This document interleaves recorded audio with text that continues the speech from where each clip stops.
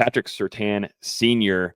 has reportedly completed an initial interview with his alum school of Southern Miss. We were kind of talking about this in our last episode, so if you were listening to that, you're probably not too shocked to hear this, but there are a handful of other candidates too reported that are in contention for this job, including Georgia Tech offensive coordinator Buster Faulkner, Georgia tight end coach Todd Hartley, and Auburn offensive coordinator Derek Nix.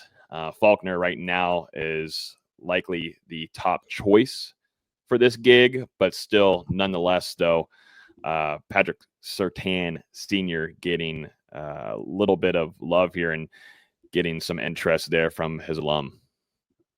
Yeah, and it is important to note that it was specifically mentioned in this report that these interviews didn't take place in person. So, I mean, this was likely just some type of preliminary phone call or something like that.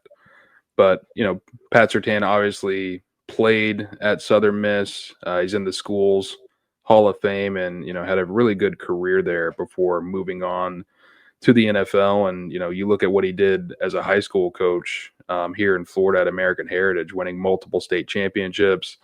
Obviously, this would be a step up, and there would be a lot more on his plate as a college coach or a college head coach. But, who knows what his aspirations are at this point of his career. And, you look at what he's done lately, obviously has that experience, the 1 year in the NFL with the Miami Dolphins, now in his second year at Florida State as the defensive backs coach. With all the changes going on around him, maybe he decides to take that leap if that position is ultimately offered to him. Like you said, there's a lot of other candidates in contention there. Derek Nix also played at Southern Miss, and he's been a coach for a long time, a lot of SEC experience and FBS experience. So if they're looking for someone a little bit more proven, I think Buster Faulkner or Nix would probably be along those lines. Surtain a little bit less proven, but you bring in a guy who's proven what he can do on the recruiting trail, has developed some solid cornerbacks here in his 2 years at FSU, and he brings a lot of energy to the job. Damn good recruiter, and looking at what he's been able to do, put some guys in the league. Look at Jarian Jones there with the Jaguars, and of course, we're going to talk about him here as we've been doing every week when we go through our pro Noles. But Renardo Green has been an absolute stud, and he turned into a true lockdown corner for Florida State in his last season last year, and you just got to see the development there. And I thought too, Coach Surtain putting him in the right place as well was big. But just a well-proven coach at this position group. I don't know if it's the right timing potentially just because of these other candidates, like you were saying there, Dustin, and, some guys that might be at a better choice for the time being.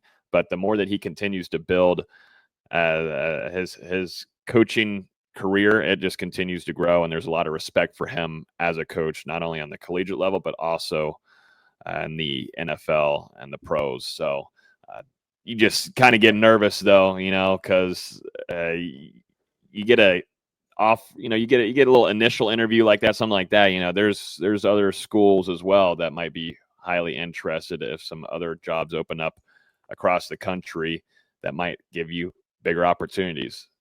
Yep.